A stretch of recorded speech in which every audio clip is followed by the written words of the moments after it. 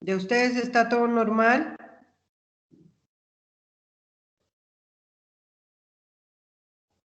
Creo que sí, doctora. Normal.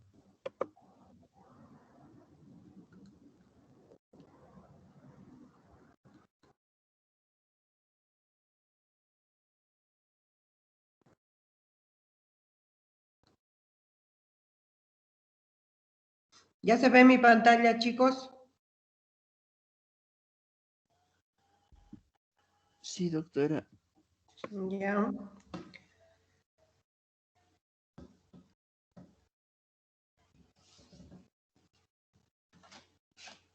Bueno, vamos a continuar entonces el avance. La anterior clase habíamos terminado lo que eran autopsias.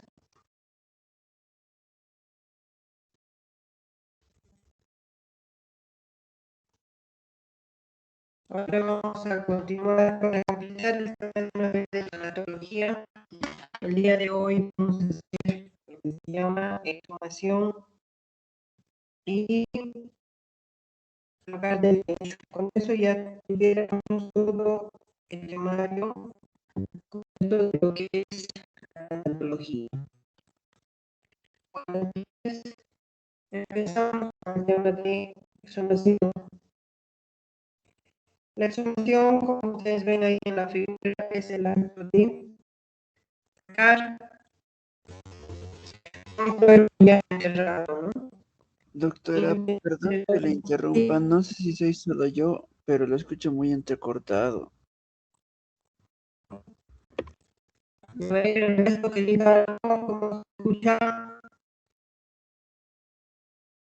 Sí. Sí, doctora, se escucha muy entrecortado.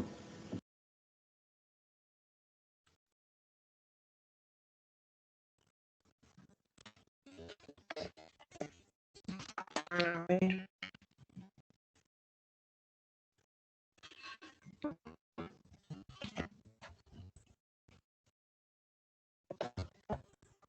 A ver, voy a modificar mi antena para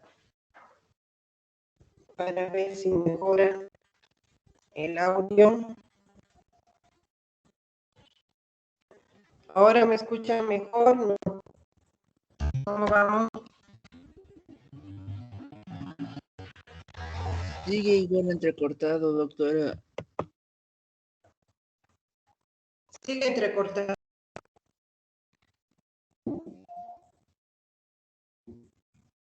Sí.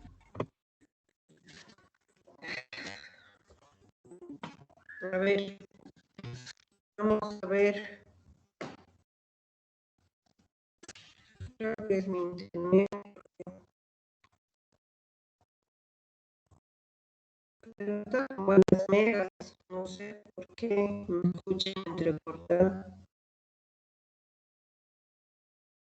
Ahora, chicos, mejor, peor, nada. ¿Cómo ven?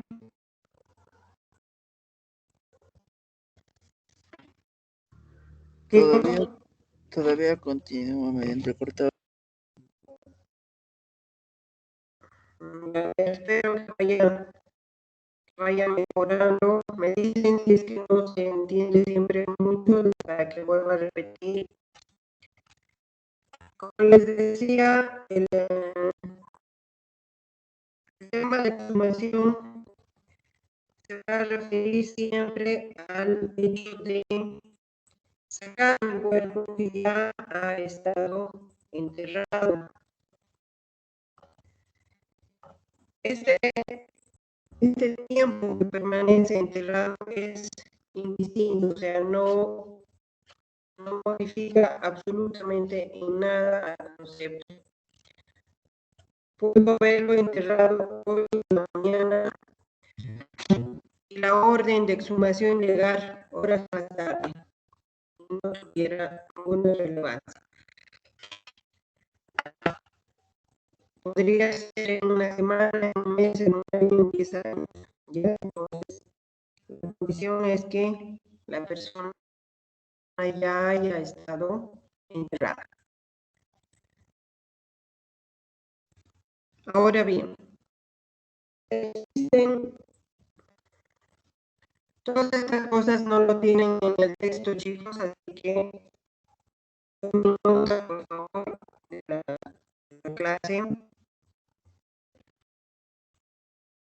La exhumación puede ser de dos tipos: administrativo y judicial. La administrativa va a pedir cuando en los distintos cementerios tenemos una normativa, ¿no? De que una vez que la persona está enterrada puede permanecer en los nichos. Esto no se cumple en lo que son los particulares, ¿no? Donde ahí tú ves, o inclusive no puedes mover mucho más, o los mueves de necesidad, no hay ningún problema. En cambio, este se aplica más a los ministerios que son dependientes de la municipalidad, ¿no? Tenemos los nichos, los bloques que ustedes ven en la fotografía de la mano derecha, donde solamente pueden permanecer de cuerpo entero 5 años, al cabo de los cuales el cementerio te forza a sacar a tu familiar y pasarlos a los nichos de perpetuidad.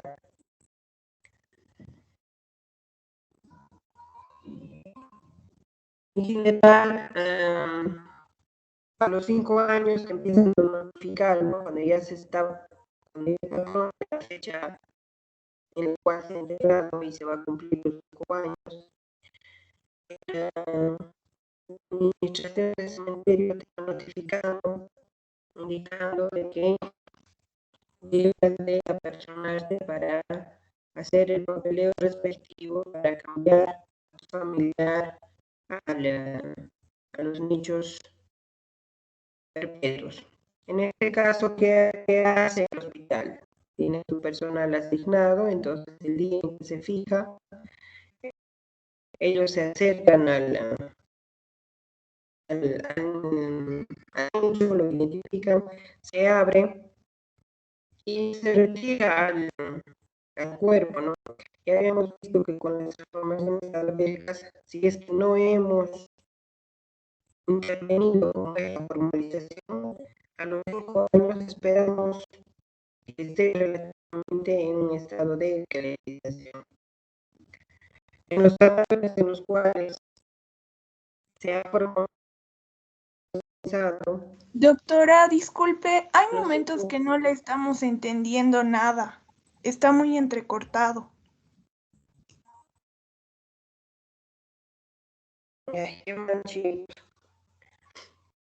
¿Qué podemos hacer? Conexión de red. Como les dije hace un momento, me ha costado entrar a la plataforma. A ver, voy a tratar de ir a otro lado donde la señal pueda ser mejor agarrada.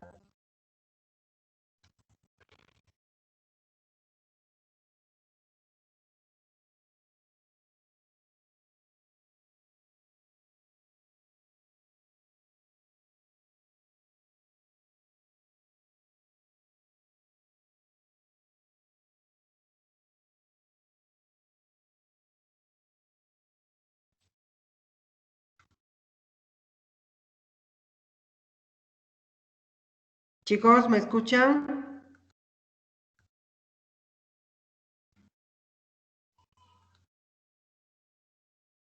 Chicos.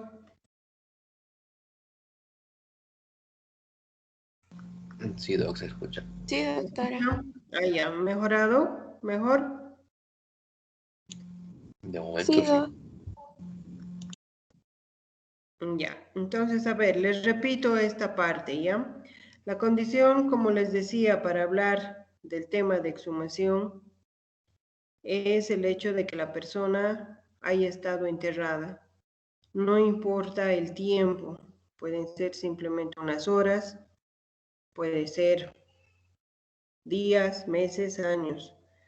El término exhumar necesita la condición de que la persona ya ha sido enterrada. Ahora, tenemos bajo dos circunstancias en las cuales se puede dar esto de exhumar un cuerpo. Uno, en la parte administrativa, donde en los cementerios, como les decía, que son dependientes de la municipalidad, tienen la regla de que de los nichos que son de los bloques, a los 5 años puedan pasar estos a perpetuidad. Y para esto se notifica ya cerca la fecha de caducidad de los 5 años y se notifica a las familias de que tal día se va a abrir ese cajón y que la familia tiene que estar presente para mostrarle también dónde va a ser colocado dentro de los bloques de perpetuidad. Ahí ya pueden entrar inclusive varios cajoncitos, ¿no? Porque pasan de los clásicos cajones grandes a cajones muy pequeñitos. El cementerio asigna un personal para que vaya el día señalado, se identifica el nicho y se procede a extraer el cuerpo. A los 5 años esperamos ya encontrar un cadáver en el periodo de esqueletización. Si es que no hemos intervenido, como les decía, a través de la formalización. En este caso simplemente se agarra, se bota prácticamente todo lo que es el cajón, las ropas y todo lo que puedan estar junto con el cadáver. Y se voltea, ¿no? Se agarra y se lleva los huesos al cajón pequeño y nuevamente se lo entierra y se coloca la lápida. Pero ¿qué pasa cuando, por ejemplo, o los familiares no se acercan y ya son varios años en los cuales no se ve que la familia se pueda, porque no es en el último mes, sino en el último año van notificando de manera constante, van pegando en los nichos cuando ya se está por cumplir. Y lamentablemente a veces hay personas que nunca más son visitadas, ¿no? Entonces muchos de estos van a fosas comunes a los 5 años cuando no hay una familia que reclame por ellos. Cuando son también formalizados, en este caso no voy a encontrar pues lamentablemente puro hueso, voy a encontrar más parecido a lo que es el periodo de corificación. Entonces, en este caso, bueno, se tiene que fracturar, cortar, romper, etcétera, en las articulaciones. ¿Para qué? Para que logre entrar en el cajón pequeño. ¿Ya? Entonces, esto es en la parte administrativa. En la parte judicial, tiene que haber un requerimiento fiscal, o sea, va a haber una orden de fiscalía que indique que se proceda a abrir nuevamente el nicho, sacar el cajón. ¿Para qué? Para que seguramente está en investigación. Podrá ser sospechosa de una muerte violenta, por lo cual seguramente se ha sentado una denuncia y el fiscal entonces ordena que se haga la exhumación. Al igual que en la autopsia médico-legal, cuando el fiscal emite esta orden, la familia no puede negarse. Acá, igual que en el anterior tema, si bien se explica a la familia el por qué se va a proceder a hacer esto, el hecho de que nos den o no nos den permiso es indistinto. Existe orden judicial y por lo tanto se tiene que cumplir. Ahora bien, una vez que el fiscal se plantea la idea de realizar una exhumación, el fiscal y los abogados tienen que plantearse primero, ¿cuánto de beneficio va a aportar el hecho de exhumar un cuerpo? ¿Qué quiero obtener de este cuerpo? Para esto tenemos que tomar en cuenta si ha sido formalizado, si ya ha tenido una autopsia, si es que ha sido o no tocado este cuerpo. ¿Por qué? Porque en las autopsias, han visto ustedes, se extrae órganos, no se vuelve a colocar los órganos a su sitio original. Por lo tanto, es un cuerpo que ya tiene todo revuelto ahí adentro. Encima hay que fijarse en un dato muy importante, que es la data de muerte. ¿Hace cuánto tiempo esta persona ha fallecido? No es lo mismo tener un cadáver que hace una semana, por ejemplo, ahí ha estado muerto, que hace más de un año, ¿no es cierto? Y peor si es que busco vísceras, por ejemplo. Entonces, más de un año ya el periodo de putrefacción y el resto de los fenómenos cadavéricos ya se han hecho presentes. Por lo tanto, es muy importante saber si ya le han hecho autopsia y cuánto tiempo de muerto lleva. Ahora bien,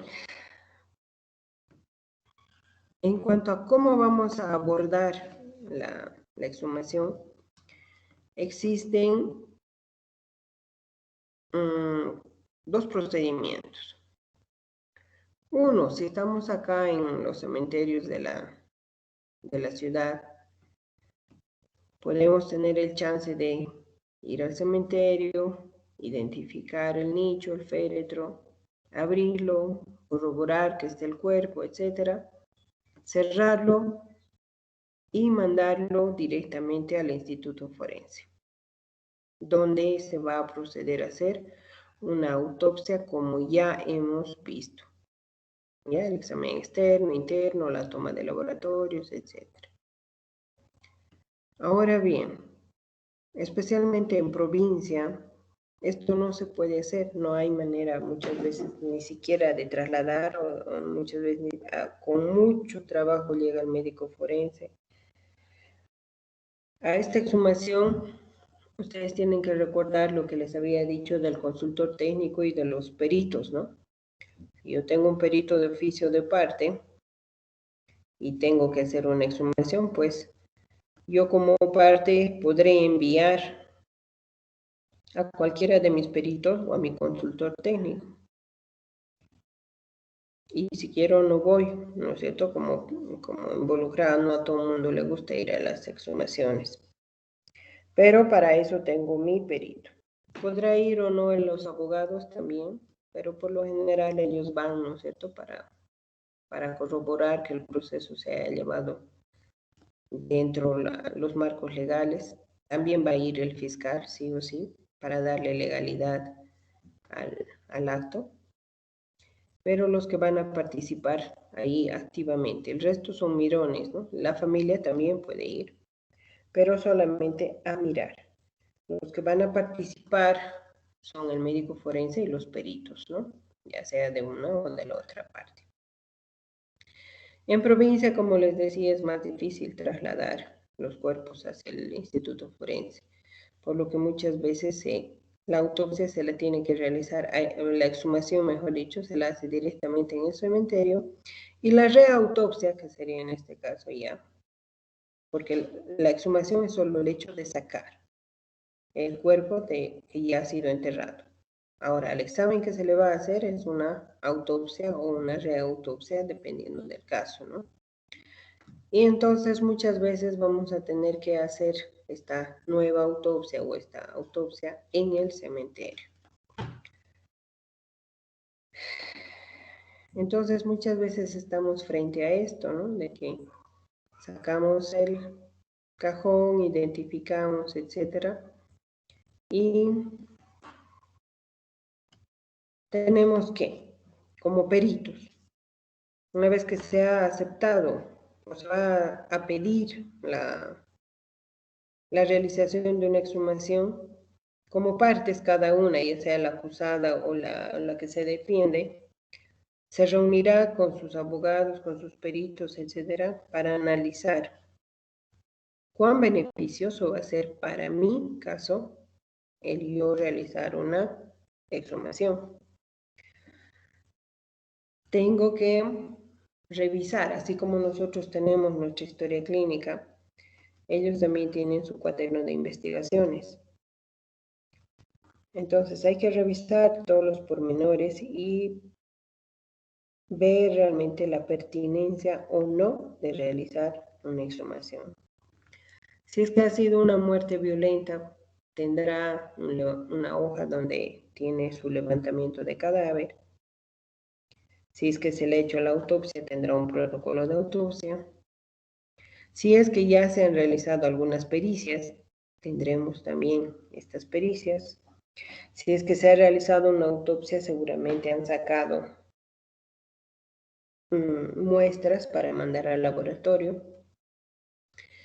Y una vez, mejor dicho, también fijarnos en el protocolo de autopsia, qué órganos se han sacado, si se han sacado solamente un pedazo o se han sacado todo el órgano. Deberíamos en el protocolo de autopsia, obtener toda esta información.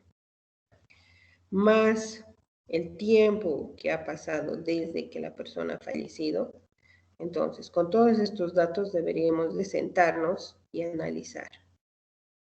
Para el día de hoy, ¿cómo está ese cadáver? ¿Qué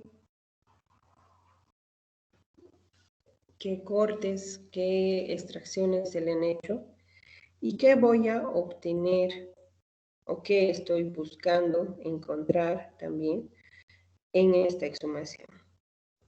Entonces tenemos que debatir todo eso, cada una de las partes, cuando se plantea la posibilidad de hacer una exhumación.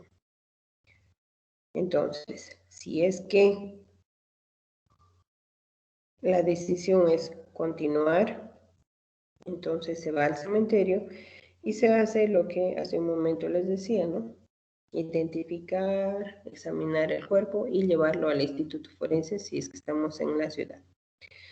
Lamentablemente, cuando nos toca estar en campo, tenemos que recurrir a esto, hacerlo ahí mismo en el cementerio. Y obviamente, como ustedes están viendo, no son pues las condiciones ideales. Primero, para trabajar, ¿no? Necesito una buena luz. Voy a depender de si el día está bien, porque puede ser lluvioso, ventarrones, etcétera. Por lo general se trata de hacer estas exhumaciones a primera hora del día, entonces cosa de que apenas amanezca, cuando hay una buena luz y el sol también no está en lo alto, entonces uno puede llegar a realizar la exhumación. Se coloca al cuerpo en lo que haya, o inclusive muchas veces no hay ni siquiera estas calaminas o trozos de madera, algo donde pueda apoyar el cuerpo, y si no, se lo hace directo ahí sobre el piso. Incomodísimo, ¿no es cierto?, para examinar. Entonces, una vez que se saca el cuerpo y se lo desviste, se procede exactamente como ya hemos visto. La descripción de la cabeza a los pies, si es que existen lesiones de las lesiones, si no, lo que quede del aspecto externo del cuerpo. La apertura, una técnica longitudinal, una cricopubiana. Y a medida que voy avanzando, si es que necesito laboratorios, bueno, pues documentaré también que se está extrayendo determinados laboratorios. Voy a describir los fenómenos cadavéricos que estén en ese momento. Y ahí tenemos, ¿no?, un claro ejemplo de lo que no debemos hacer. Si a una autopsia entramos, o tendríamos que entrar muy bien vestidos, con todo nuestro equipo de protección, con mayor razón a una exhumación, donde el estado de putrefacción pues ha avanzado mucho más y por ende hay bacterias que puedan llegar a ser peligrosas para nosotros. de los cementerios y de las exhumaciones y de las autopsias no tenemos que llevarnos pues absolutamente nada a la casa. Todo tendría que desecharse. Y si ustedes ven, ni siquiera, especialmente los que están cerca ahí a la calamina, ni siquiera sus zapatos han cubierto con una bolsa plástica, ¿no? Y lo mismo los otros están, por lo menos están con mandil, algunos. Otros están sin siquiera un mandil. Por lo tanto, tú te puedes llevar pues un montón de bacterias a tu casa. Ahí lo mismo, ¿no es cierto? Entonces, es una contaminación del ambiente también, porque después de realizar la exhumación y volverlo a meter al cuerpo, al cajón, etcétera, todo permanece ahí. Nadie se ocupa de desinfectar.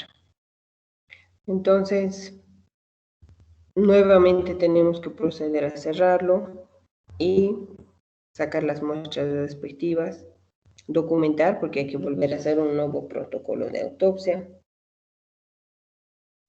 y nuevamente trabajar sobre este cadáver. Ahora bien, muchas veces nos encontramos con que el protocolo de autopsia dice una cosa y el cadáver está diciendo otra. Ha pasado casos en los cuales en el protocolo de autopsia se habla de que se le ha hecho una incisión bimastoidea, de que se ha abierto la calota craneana, de que se ha visto la masa encefálica, etc. Y cuando hacemos la exhumación, con lo único que nos encontramos es con que sí hay la sutura de la incisión bimastoidea, pero el cráneo está íntegro. O me ha tocado ver también otro caso en el cual decía que se le ha hecho la cricopubiana y cuando uno saca el cuerpo y uno revisa, lo que hay es una pequeña incisión en epigastrio, por ejemplo, para sacar algunas muestras que seguramente utilizaron, pero el resto del cuerpo está íntegro. Y eso es también motivo de sanción. El médico forense, por ejemplo, ¿qué indicaba en este caso, no? De que la familia no le ha dejado, que le ha pedido, le ha llorado, de que no corte el cuerpo y que solamente saque una pequeña muestra, lo cual no puede ser, ¿no? Porque eso le lleva al médico forense a cometer un delito, que es una falsedad de documentos que a él le pueden traer cárcel inclusive. Y la familia tenemos que hacerles entender, bueno, y esto también va, no nosotros como peritos, ¿no? Sino nuestros abogados a través del fiscal, a través de la policía, tendrán que hacer, pues, darnos también la seguridad de dónde vamos a trabajar. Eso a nosotros, porque nosotros vamos a participar como peritos.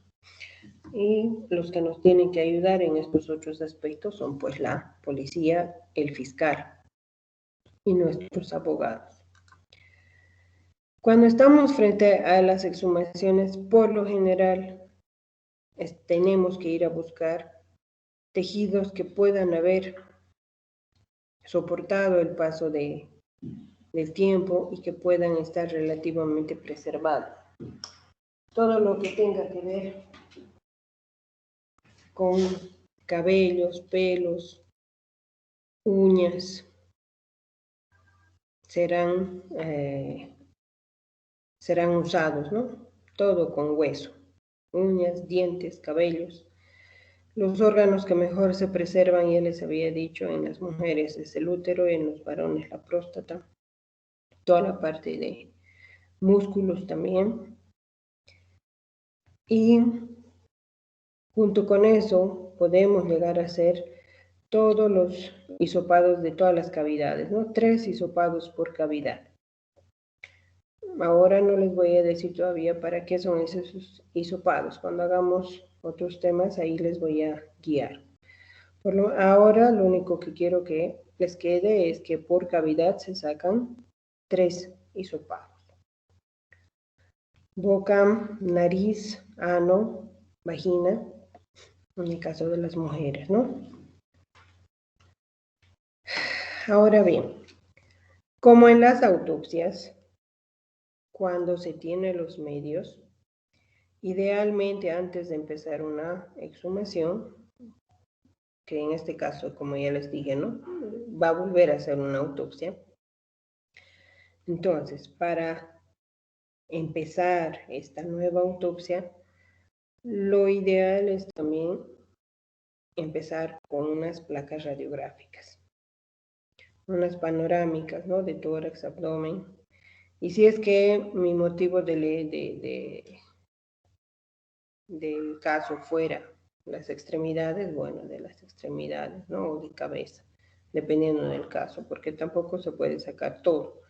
O sea, dependiendo del caso, sacaré unas placas panorámicas para que me oriente o para que me guíe hacia tal vez elementos que a simple vista no son visibles, como por ejemplo fracturas o proyectiles que hayan quedado en el cuerpo, ¿ya?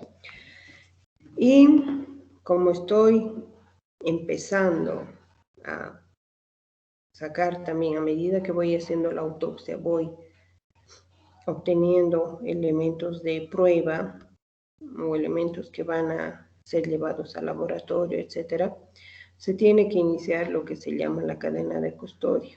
¿A qué se refiere esta cadena de custodia?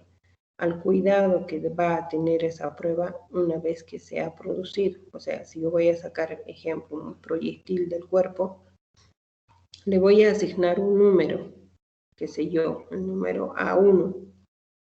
Entonces, a partir de ese momento, ese proyectil ya no se llama proyectil, se llama A1.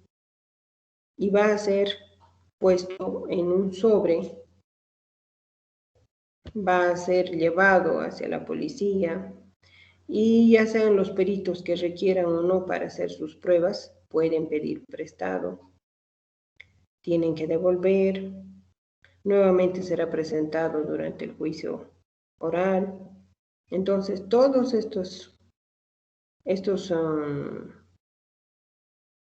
estas pruebas tienen que cuidarse de que cuando yo presto a los peritos, por ejemplo, no se altere, no se adultere, no se cambie, etc.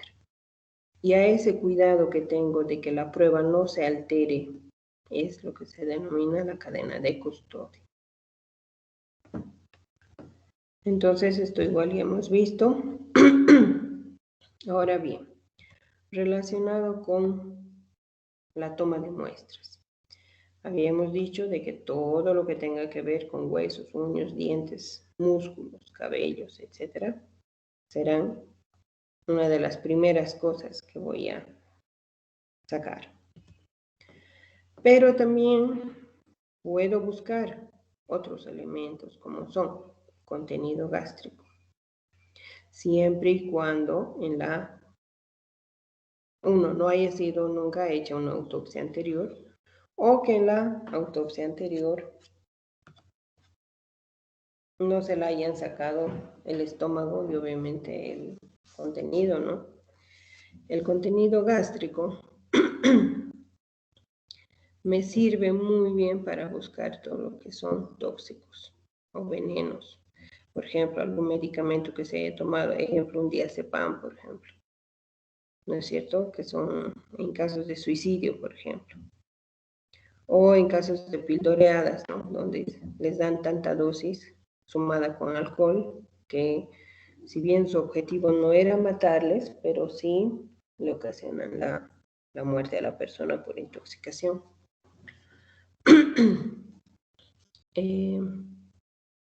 O por ejemplo, algún raticida, ¿no es cierto? Entonces, contenido gástrico me va a ayudar con estos aspectos para dosificar o buscar algo en ellos.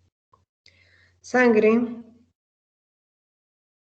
lo mismo, ¿no? Me sirve para buscar tóxicos y ácidos neutros también, gases.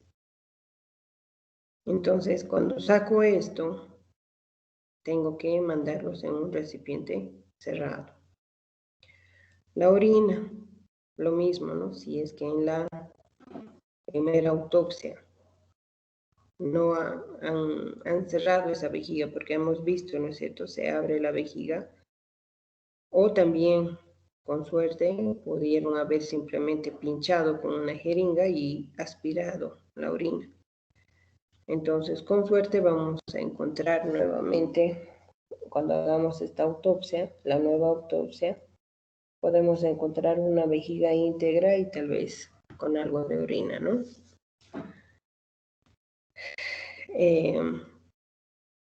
Cuando se habla de medicamentos, de tóxicos que puedan estar en sus niveles, la concentración entre orina y sangre en la orina siempre es mucho mayor, se dice que es hasta 100 veces más. Lo malo de esto es que para que esté en orina, la persona ha tenido que tomarla varias horas antes a que se elimine, porque ¿qué pasa? Yo tomo, ¿no es cierto? Llega a mi estómago. Ahora puede ser hasta que llegue a mi orina, ha pasado pues un tiempo. Entonces muchas veces en estómago puedo llegar a agarrar, pero no en orina, por lo que les decía, ¿no? Que necesito un tiempo todavía para que de estómago se procese y recién vaya por sangre hacia la orina. Y a consecuencia de esto, en la autopsia y en la exhumación puede encontrar. Pero muchas veces la persona, una vez que toma este raticida, etcétera, fallece y solamente puede encontrar en contenido gástrico y no así en orina. ¿Y eso es por qué? Porque la muerte ha sobrevenido mucho más antes, ¿no es cierto? En cambio, cuando ha habido algo de sobrevida todavía y ha dado tiempo a que los metabolismos, etcétera, del hígado, vayan procesando y recién botando la sangre y a través de la sangre llegue recién al riñón, entonces recién voy a ver de qué han procesado y se va a obtener la muestra en orina. Esa es la desventaja en comparación a contenido gástrico. Ya, por eso es que ahí se los he puesto, ¿no? La desventaja es la eliminación en forma de metabolitos que son comunes a varias sustancias. Requiriéndose otro tejido. En este caso habíamos visto que contenido gástrico puede ayudarnos en este otro tejido. Cuando la muerte especialmente ocurre rápidamente. Entonces, en ese caso no voy a encontrar. Por eso es que contenido gástrico a veces es positivo y orina es negativo. El humor vítreo. Este es uno de los lugares más importantes para obtener el ojo, ¿no? Es el lugar más importante para obtener muestras realmente muy claras en cuanto a nivel de alcohol, sobre todo. Es el lugar ideal para dosificar alcohol, ya que sangre periférica, contenido gástrico, etcétera, pueden no arrojar resultados reales. Entonces, al ser el ojito un lugar protegido, primero por el párpado y segundo por las capas propias del ojo, entonces se conserva bastante bien el humor vítreo. Por lo que se agarra una jeringa y se pincha en el ángulo interno del ojo y se va y se succiona, ¿no? De ambos ojos, para mandar así al laboratorio para buscar alcohol y drogas. El hígado también es un lugar bastante importante en caso de tóxicos, de venenos. Me sirve también cuando ya hay un estado avanzado de putrefacción, resiste bastante bien, pero no puedo, cuando estoy separando, revisando hígado, tengo que tener mucho cuidado con la vesícula biliar. Tengo que sacarla entera a la vesícula biliar sin hacer que chorree nada hacia el hígado. Entonces, abajo ustedes tienen la bilis, ¿no? Entonces me sirven los dos para buscar, por ejemplo, en la bilis, sobredosis de opiáceos. ¿Ya? Entonces, es un buen lugar para buscar o para dosificar estos. En hígado, entonces, sin contaminar, también aporta muchísimo, resiste bien la putrefacción. El cerebro lamentablemente solamente lo vamos a obtener en cadáveres frescos o posiblemente en formalizados, porque después ya a los pocos días se licúa, ¿no? También el cerebro me puede llegar a servir cuando son cadáveres frescos para dosificar cloroformo, alcohol. Los riñones me sirven también para dar en casos de intoxicaciones por metales. Entonces, si ustedes ven,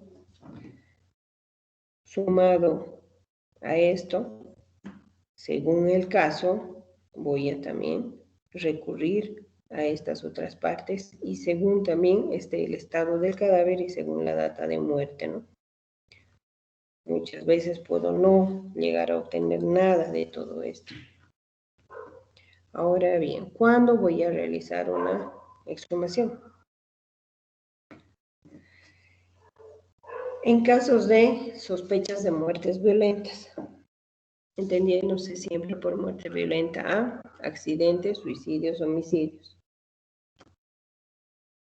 Pasa casos en los cuales, especialmente en suicidios, donde las familias pues no quieren dar a conocer que su hija o su hijo, qué sé yo, ha cometido este acto, ¿no? Entonces lo que pueden recurrir es a familiares, amigos, qué sé yo, médicos, que puedan ayudarles emitiendo un certificado de defunción. Y aquí también ustedes tienen que recordar todo lo que hemos avanzado en cuanto a cuándo yo voy a extender un certificado de defunción.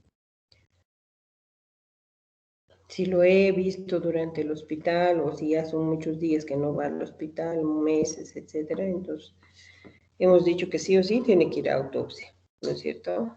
Entonces, todo lo que ya se va avanzando, ustedes tienen que irlo aplicando. Entonces, ha pasado muchas veces de que amigos han dado el certificado de defunción y que después, por algún u otro motivo, la policía se entera de que ha sido nomás un suicidio. Por lo tanto, eso trae, como les dije hace un momento, un delito, ¿no? Que es la falsedad material.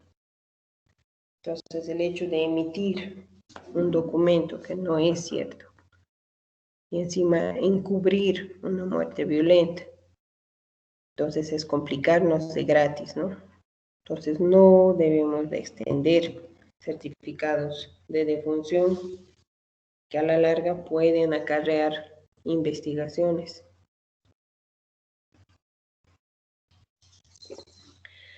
En casos de abortos, lo mismo, ha pasado varios casos en los cuales se han hecho hacer un aborto, qué sé yo, han terminado con perforación, etcétera, y la familia lo mismo, ¿no? Muchas veces no quiere dar a conocer estos detalles. Y bueno, cuando se hacen las autopsias, las exhumaciones, uno encuentra de que está perforado, con sepsis, etcétera, ¿no? En envenenamientos crónicos pasa lo mismo.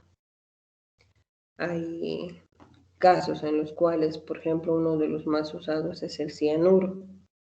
El cianuro dado en pequeñas cantidades a una persona no la van a matar ese rato, pero sí van a hacer de que la persona se vaya deteriorando de a poco, lo cual le va a llevar a síntomas que van a ser Cuando te duele la panza, por ejemplo, o estás vomitando, etcétera, no estás pensando que te estás intoxicando con algo, ¿no? Lo primero que dices es que algo que has comido, qué sé yo, te has sentado mal.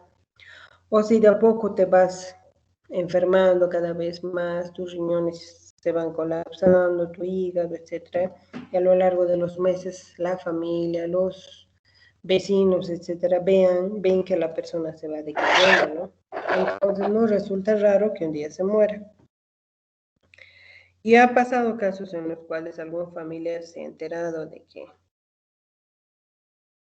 había algo raro en esa historia, entonces han denunciado. Cuando se hacen las exhumaciones y las dosificaciones, es que uno se entera de que tiene niveles de cianuro, por ejemplo, ¿no? Entonces, en envenenamientos crónicos sobre todo. Dudas de identidad del fallecido. ¿Cuándo voy a tener duda de si es o no mi pariente? Cuando son muertes múltiples, cuando hay mucha destrucción del cadáver que no se pueda realmente identificar, en accidentes aéreos, en accidentes de auto, quemados, por ejemplo, ¿no? Entonces, ahí puedo llegar a tener duda de a quién realmente voy a enterrar. Investigación de ADN. A veces hay casos en los cuales hay herencias y aparecen hijos que hasta ese momento no eran conocidos. Por lo tanto, entonces se pueden sacar muestras para demostrar la paternidad de esta persona. Todo lo que tenga que ver con investigación de ADN en los distintos casos que puedan haber, por ejemplo, violaciones, paternidad. Y una causa frecuente son las autopsias incompletas. Pude haber abierto, como les decía, encima más la piel y no haber abierto hacia adentro como es cráneo, ¿no? Por lo tanto, entonces, en estos casos necesitamos completar las autopsias. Y una de las causas muy comunes en nuestro medio es el no haber tomado las muestras para exámenes de toxicología y de histopatología.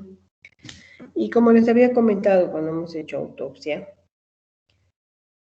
en otros países toda la toma de muestras va por cuenta del Estado. En nuestro medio no. Si yo como médico forense necesito sacar distintas muestras, el costo para realizar esos laboratorios los va a tener que cubrir la familia. Y muchas veces las familias no tienen. Por lo tanto, como médico forense, en la primera autopsia anotará, ¿no?, que se ha extraído tales muestras, pero que la familia lamentablemente no pudo pagar. Ya después, dentro del proceso, se ve nomás la necesidad de que sí debería de haberse procesado esas muestras. Ahora bien, si es que en la primera autopsia se han guardado, en otros países se ve, ¿no es cierto?, que años guardan una determinada muestra cuando son casos que no han sido resueltos. Pero muchas veces no tenemos la infraestructura para guardar estas muestras. Por lo tanto, muchas veces se las desecha. Entonces, por eso es que nuevamente se plantea durante la exhumación la necesidad de volver a tomar estas muestras y, por lo tanto, se convierte en el motivo de la exhumación. No sé si tienen alguna pregunta.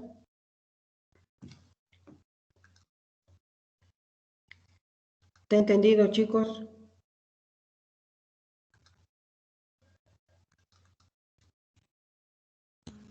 Sí, Doc. ¿Todos?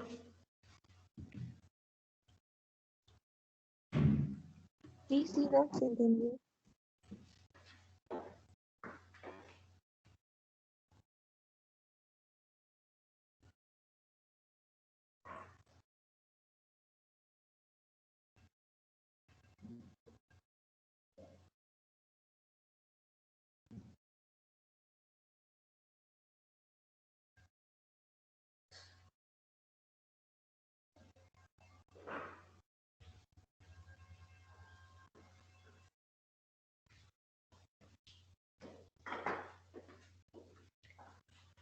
Bueno, entonces nuestro siguiente tema para concluir la parte de tanatología va a ser el lugar del hecho. Ahí ustedes están viendo una escena. Es el lugar del hecho. Es un lugar donde ha tenido que ver algún acto delictivo, ¿no? Podrá ser con o sin muerto.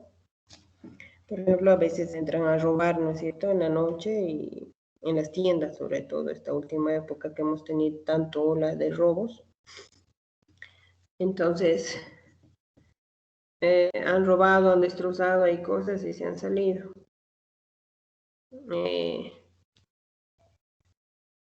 Como les decía, entonces, el lugar del hecho, pues, es un sector, un espacio en el cual donde ha tenido que ver un hecho determinado. Al principio no tiene un tamaño definido, o sea, si ustedes ven en esta figurita, tenemos que sí se han colocado estas como barandas y ¿cómo se llama? Unas cintas donde se está impidiendo el paso de las personas. Pero a medida que uno va investigando los casos, también podemos ver que vamos a ir agrandando más este lugar del hecho.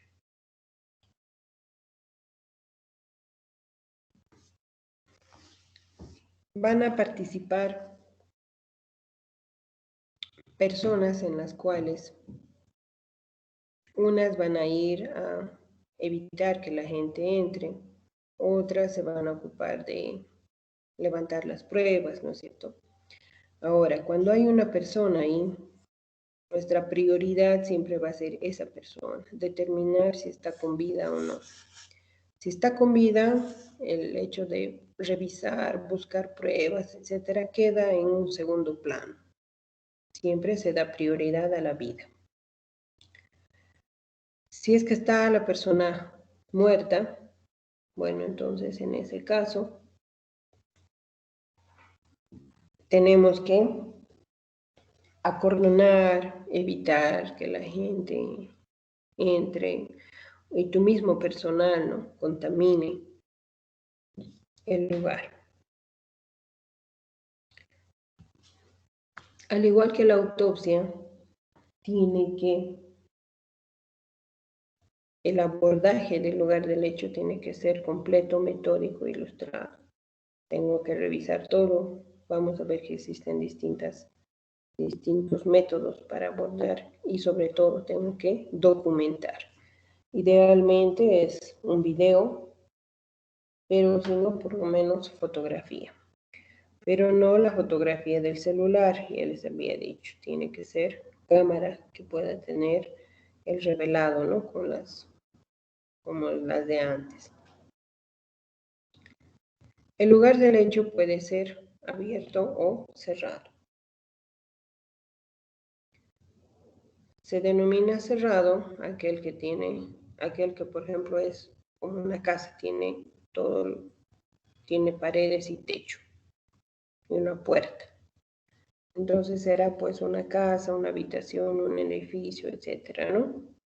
Y un lugar abierto será pues el parque, la calle, un descampado, etcétera, ¿no? Entonces, mi abordaje de uno y de otro va a ser distinto.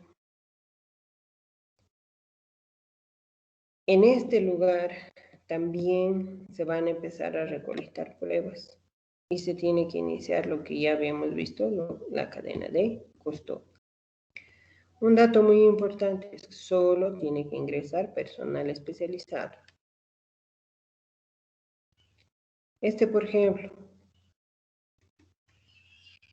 es un lugar del hecho cerrado.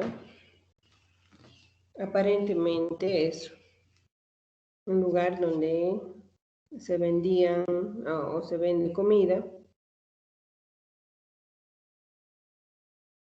y ha ocurrido ahí un hecho en el cual hay una persona muerta. Por lo tanto, tenemos que ver qué tipo de gente va a ingresar acá para hacer el levantamiento de cadáver.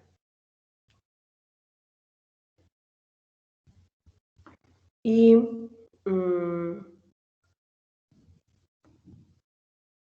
definir primero, el lugar del hecho es cerrado, es abierto.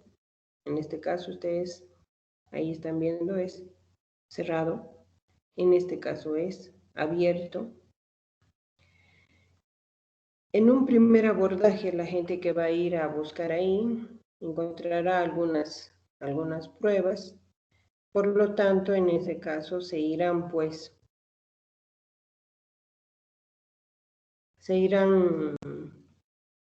acordonando, pero a medida que voy buscando más pruebas, más y encontrando más alejado del cadáver, mi lugar del hecho también va a ir variando, va a ir creciendo, ¿ya? Lo más importante siempre es proteger lo más que se pueda este lugar del hecho, tanto de mi personal como de la gente que pueda llegar ahí, entre ellos la prensa, por ejemplo. Entonces, ¿qué gente van a participar en el lugar del hecho?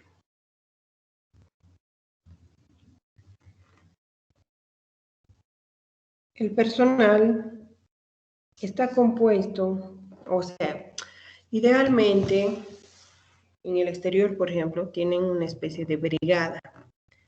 Esa brigada va a todos los lugares del hecho, a todos los lugares donde ha ocurrido un hecho delictivo. Si hay un cadáver, ingresará el médico forense. Si hay una herida de arma de fuego o disparos, entrará el perito en balística.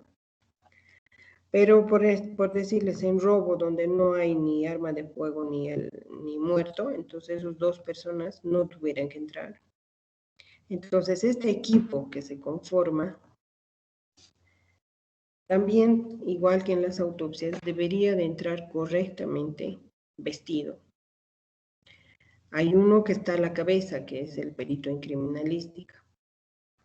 Y él es el que debería de ir marcando, o el más antiguo de la unidad, debería de ir marcando el paso de que el orden en el cual tu personal va a ingresar.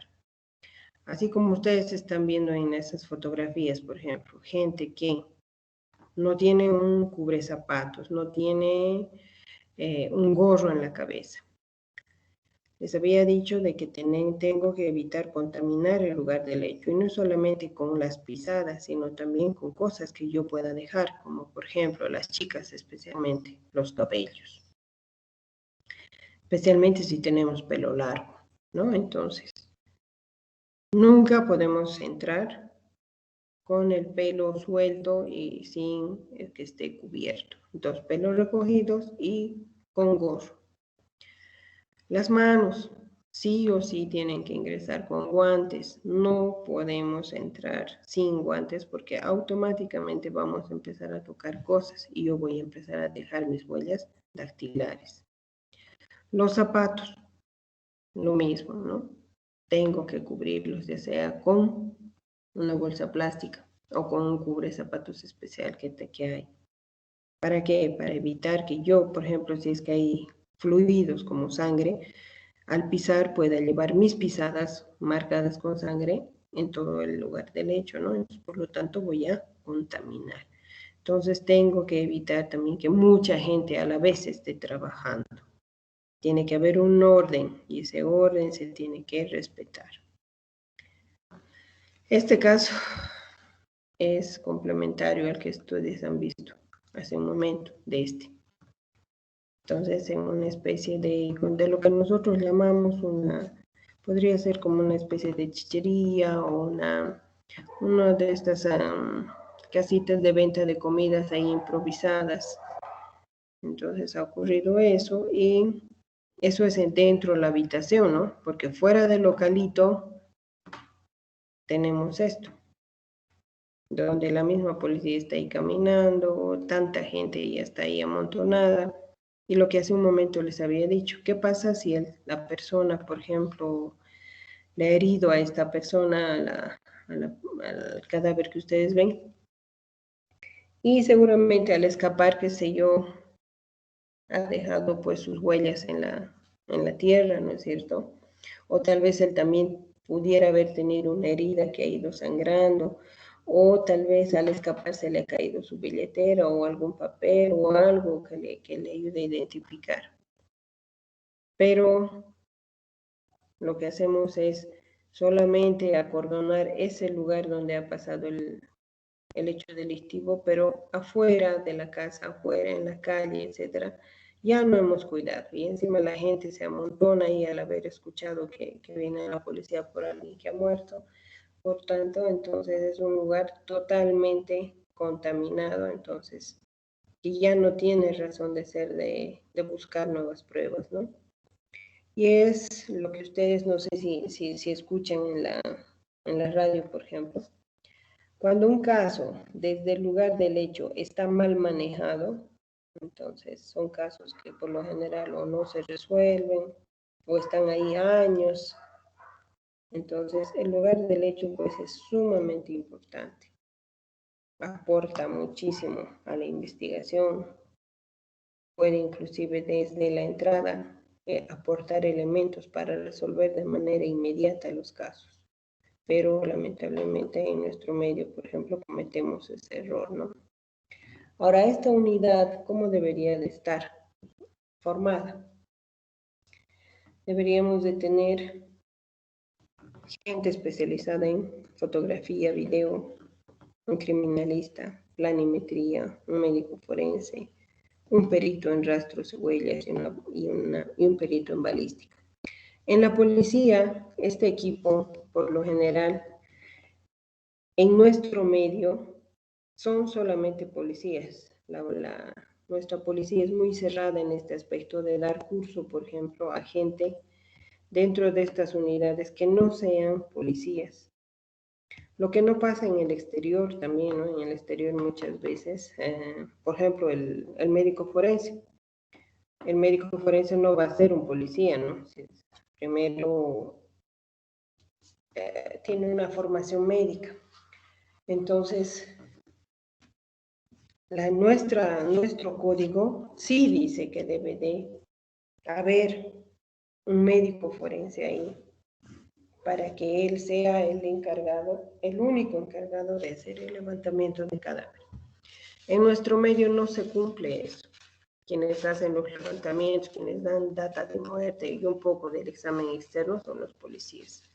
Lo cual no está bien, ¿no es cierto? Como acabo de indicarles hace un momento, cuando un lugar del hecho está correctamente llevado, tengo alta probabilidad de resolver. Entonces, una falla muy importante de nuestro sistema es que no tenemos médicos forenses dentro de la policía.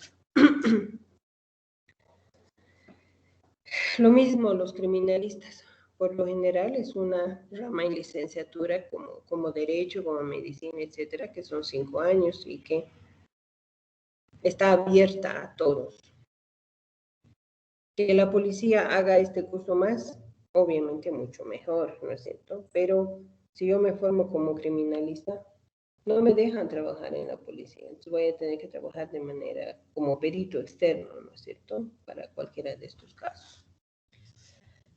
Ahora, en países vecinos,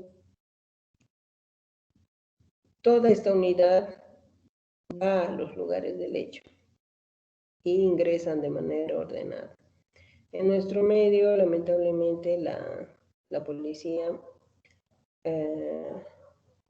tiene personas que hacen un poco de todo.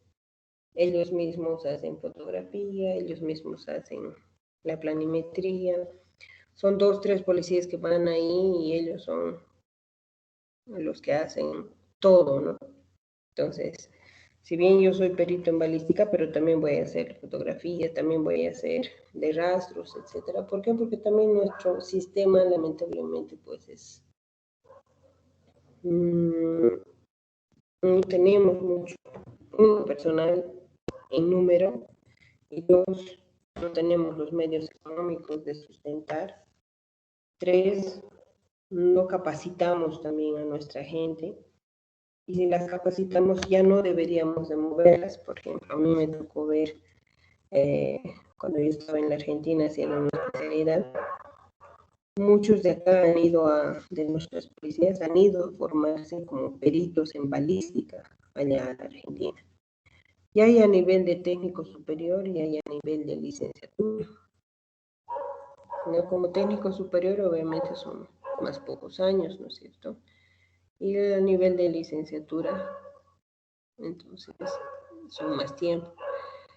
La policía le consiguieron como becas, han ido a estudiar. Lo malo, ¿cuál es? Que esta gente que se ha formado, que ha estudiado, que ha mejorado, debería devolver, por ejemplo, a estas unidades que van a los lugares del hecho y quedarse en esas unidades e ir formando nueva gente. Pero lamentablemente nuestra policía tiene pues el sistema de rote, ¿no? Un tiempo estás en tránsito, un tiempo estás en familia, otro tiempo estás en identificación, etc. Entonces, todo lo que preparas a tu gente se va perdiendo y eso también no está bien. Deberíamos de formar gente que se quede directamente en estas unidades que van a ir a los abordajes del lugar del hecho para precisamente hacer un buen levantamiento de pruebas, ¿no? de este medio. Y esto es un claro ejemplo de lo que pasa en nuestro país. ¿Qué les llama la atención, por ejemplo, de esto? Por ejemplo, de este de blanco, pese a que está con guantes, pero sus guantes están con sangre y seguramente va a ir contaminando uno al cuerpo, otro a todo lo que toque, ¿no? La señora ahí que ustedes ven está pisando unas manchas de sangre sin tener el zapato cubierto. Entonces, el cuerpo también no debe de manipularse así. Tendría que traerse una camilla con una de estas bolsas especiales, meterlas ahí, recién proceder a trasladarlo a la ambulancia o al carro de la policía, etcétera, ¿no?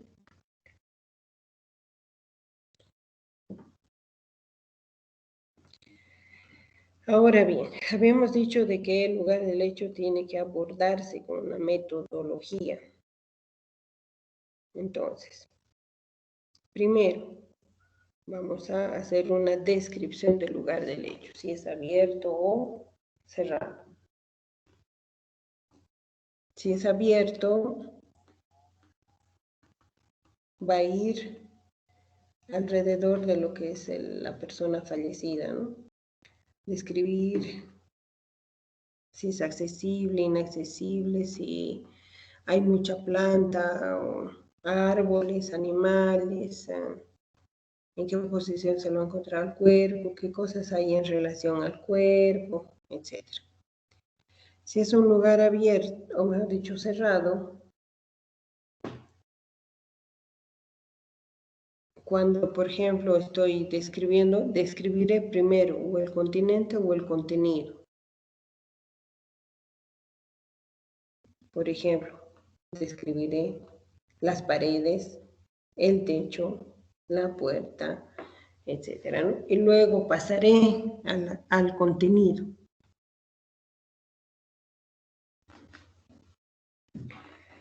También tenemos que hacer búsqueda y descripción del cadáver. Muchos casos empiezan con desaparición de una persona. Por eso es que se pone búsqueda, ¿no? Del cadáver.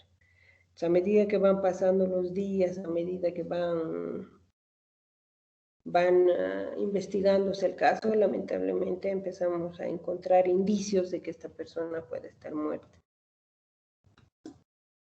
No sé si se acuerdan de un caso de acá en Cochabamba que ha pasado de un arquitecto. Fue con su camioneta a su obra, dejó las instrucciones, supuestamente le dijo a la mamá, creo que estaba yendo camino a su casa, nunca llegó. No había la camioneta, no había el celular, no había él.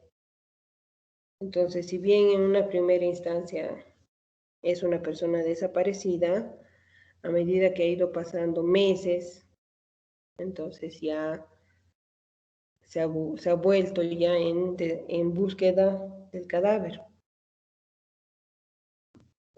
¿Por qué? Porque a medida que van pasando los días, las pruebas, etcétera, van mostrándote que tiene menos chance esa persona de estar con vida, ¿no? También en esta búsqueda y descripción, por ejemplo, van a las casas de los posibles sospechosos, ¿no? Y lugares donde puedan haber ocultado, por ejemplo, el cadáver. Muchas veces se encuentra de que gente que tiene jardines grandes, por ejemplo, se nota que recientemente han cambiado una parte del pasto o unas paredes que están fresquitas. Entonces, ha habido casos en los cuales a las personas las han metido dentro, o sea, es como que las han enterrado, pero dentro de las paredes. Por lo tanto, se ve este cambio, ¿no? O en el piso. Se han movido recientemente losas. Por lo tanto, hay que sacar, abrir en estas personas sospechosas estos lugares. O en el caso, por ejemplo, de estos descuartizamientos que ustedes han visto, han ido a las casas y todo el mundo cree, al entrar tú ves que está todo limpio, ¿no? Pero cuando se apaga todas las luces y se encienden las luces del luminol, por ejemplo, ahí te cuenta otra historia, ¿no? Ahí se ve las manchas de sangre, dónde ha estado el cuerpo, etcétera, por las manchas, ¿no? Entonces te muestra de que ha habido sangre, fluidos en ese lugar, pese a que no encuentras el cuerpo. Entonces por eso es que se dice, ¿no? Búsqueda y descripción. Y por último vamos a tener a lo que es a la recolección, la toma de muestras. En estos hay distintos métodos con los cuales yo puedo llegar a recolectar las distintas muestras e iniciar lo que se llama la cadena de custodia. Uno de estos es el método en espiral.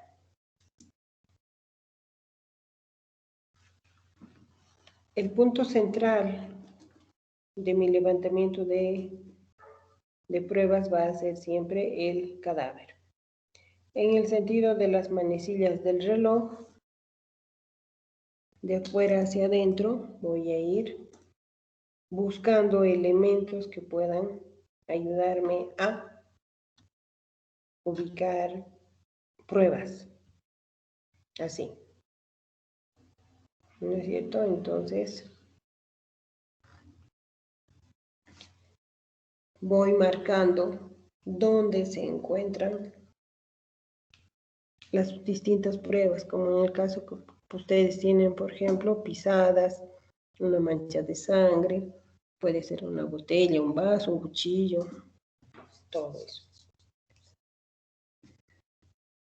El método de las coordenadas, donde también mi punto central va a ser el cadáver.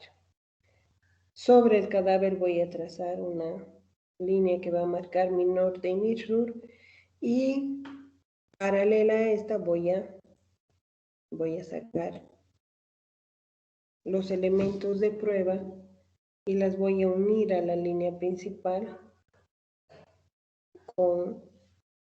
en mi plano, ¿no? No en el lugar del hecho. En el plano voy a poner mi punto central, el cadáver, voy a trazar la línea de norte y sur y voy a trazar hacia esta línea principal las líneas que van a unir a los elementos de prueba.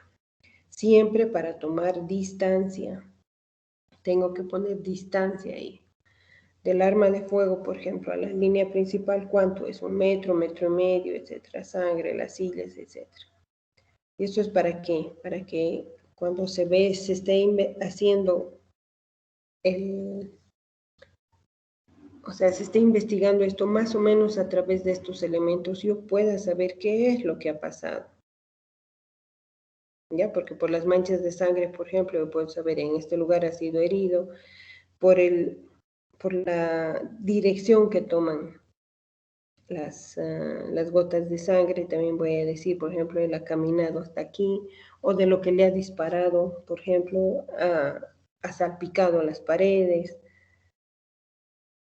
o donde ha fallecido, es que al donde le han disparado, a donde ha fallecido, realmente hay una distancia, etcétera, ¿no? Entonces, todos estos elementos que voy encontrando me van a ayudar a armar la hipótesis de qué es lo que posiblemente haya pasado. El método de tablero de ajedrez. Este se puede aplicar a lugares del hecho amplios o abiertos o a lugares cerrados. Por lo general se lo utiliza más en lugares abiertos, donde primero tengo que saber con cuántas personas cuento para hacer el rastrillaje de esta zona. Por decirles, como en este caso, el lugar es tan amplio que se han asignado 36 personas.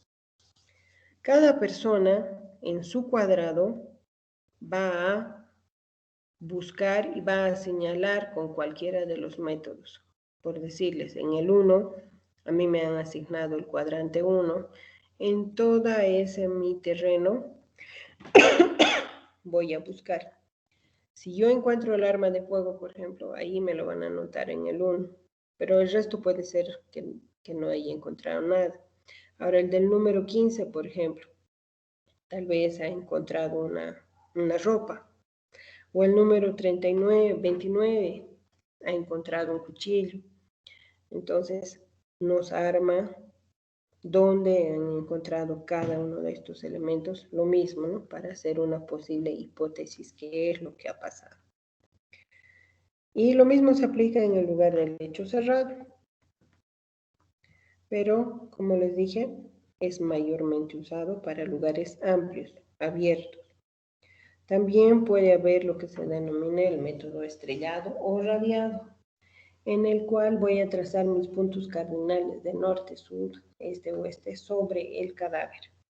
Y en forma radiada voy a también identificar a los elementos que estén alrededor del cadáver. Ahora bien, ¿cuáles son mis medios de fijación? O sea, ¿cómo yo voy a recrear este momento para la posteridad? Idealmente es la fotografía y el video, les decía. Pero antes, cuando no había nada, lo que teníamos que hacer era describir lo que tú estabas viendo. Ahora ya tenemos la fotografía, también tenemos la planimetría, como ustedes han visto. A primera mano se hace, o sea, en el lugar del hecho mismo se hace a mano alzada, pero ya en la oficina, los planimetristas elaboran pues planos a escala, donde te están mostrando de manera real qué es lo que ha pasado, ¿no?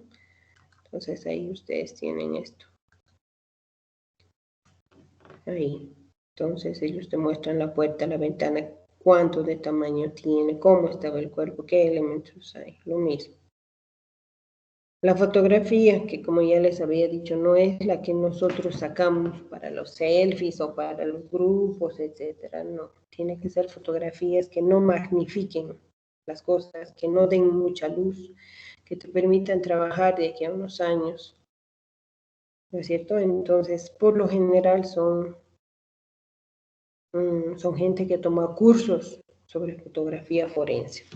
En nuestro medio no hay mucho, en el exterior realmente hay mucha rama afín a esto.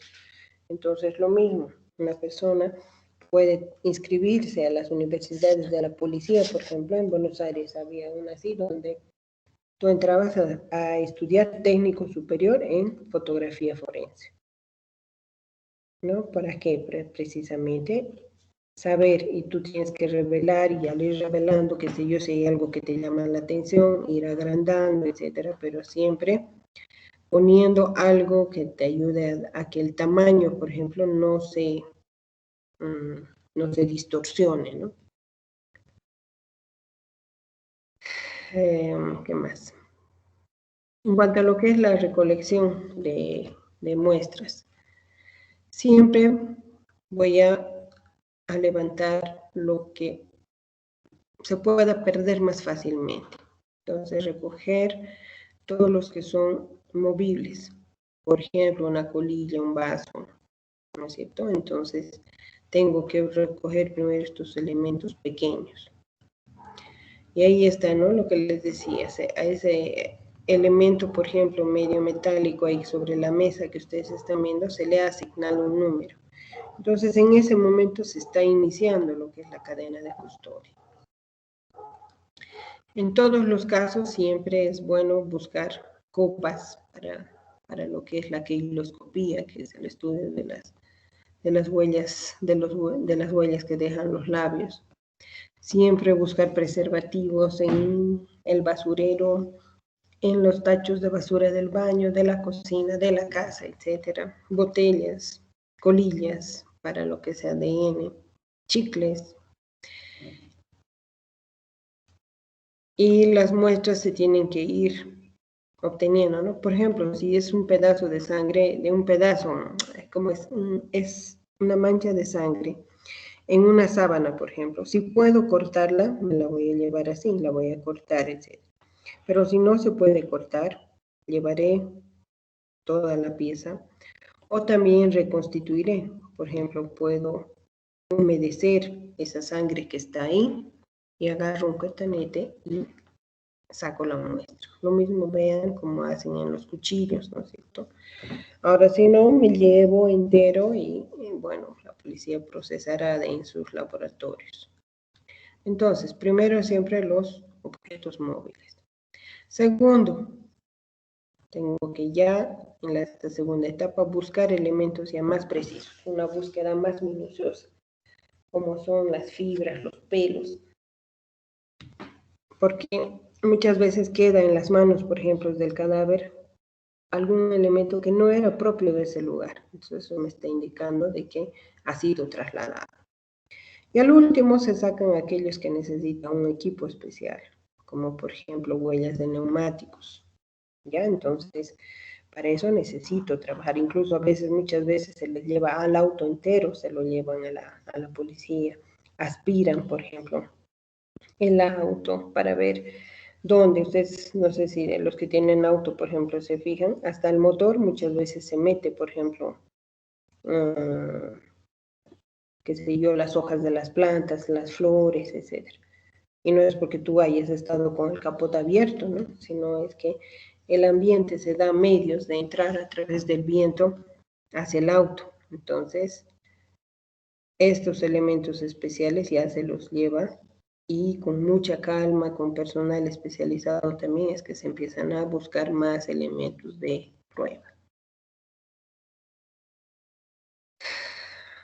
A lo mismo desde el lugar del hecho que ustedes ya han visto, entonces vean, ¿no? Cómo, si bien ellos están revisando, buscando, qué sé yo, elementos, pero también a la vez contaminan, ¿no?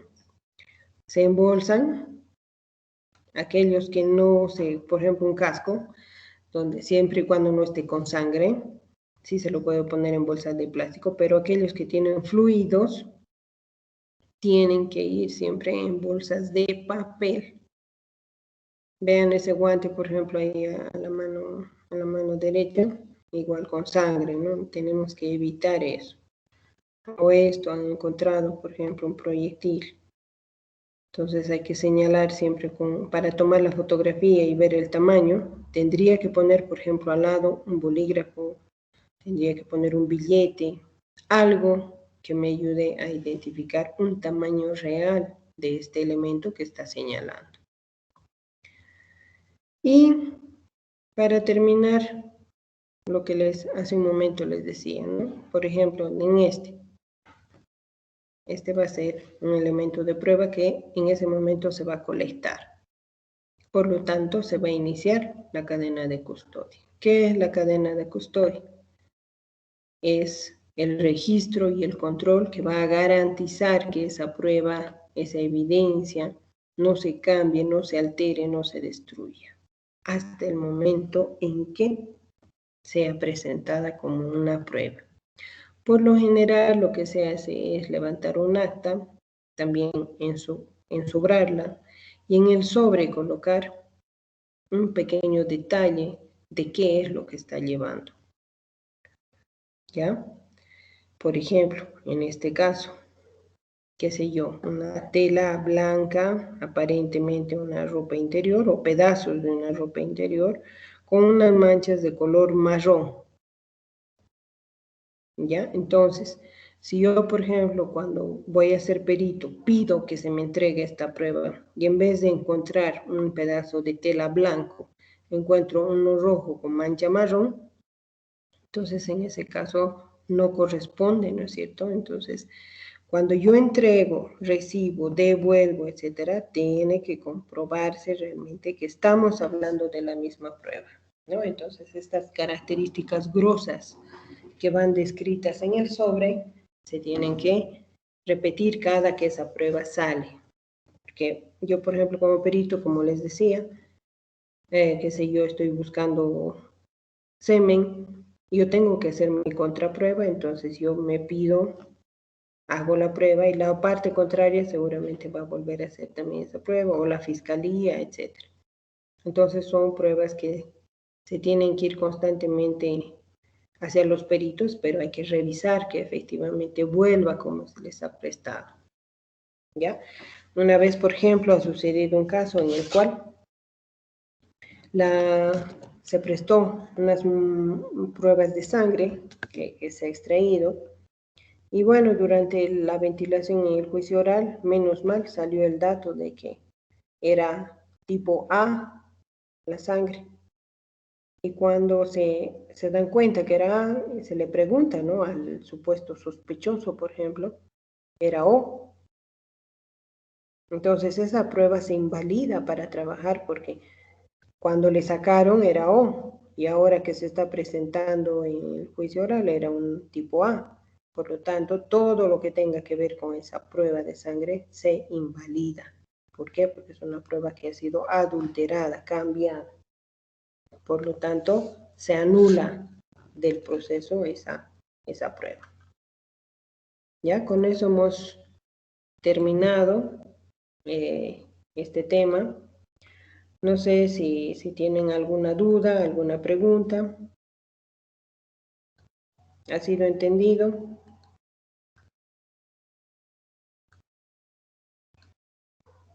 ¿Todo bien? ¿Todo claro? Sí, doctora. Sí, doctora. Ya. Aguilar, Presente, Doc. Álvarez, Presente, doctora Álvarez. Andrade, Angulo. Presente, doctor Andrade. Ya, Presente Angulo, Angulo, doctora. Presente. Arias, Arrazola, Bustamante, Arias presente, doctora. Arias. Tienes varias faltas, Arias, tienes que cuidar ya eso, ¿eh? Arrazola, lo mismo, Arrazola no hay, o no sé, hace 3, 4 clases que tiene falta. Bustamante, lo mismo. Chávez, lo mismo. Presente, Cordero, doctora Chávez. igual tú, ya tienes muchas faltas, cuida ese aspecto. Cordero, Corrales, Presente, doctora Corrales. ya, Cosío, Presente, doctora. Espinosa. Doctora, Espinosa está teniendo problemas con su audio para activarlo. Ya. Fernández. Flores. Fuentes. Presente Fuentes. González. Laguna. Lara. León. Presente, doctora León. Listo. Machicado. Presente, doctora. Mamani. Presente, doctora. Mercado. Presente, doctora. Miranda. Presente, doctora. Osorio. Paco. Prado. Presente, doctora. Rebollo. Rojas. Presente, doctora Rojas. Ya. Santa Cruz. Presente, doctora. Ya. Silvia. Silva, presente, Silva. doctora. Silva. Soria. Ticona. Presente, doctora Ticona. Ya. Torrico. Presente, doctora. Vargas. Vargas Eric. López, presente, doctora. Eric. Sí, doctora. Ya. Rodrigo. Presente, doctora. Vargas, Ursagas. Sí. Velarde. Presente. Veloso. Veloso presente, doc. Vidal. Vidal Ugarte, presente, doctora.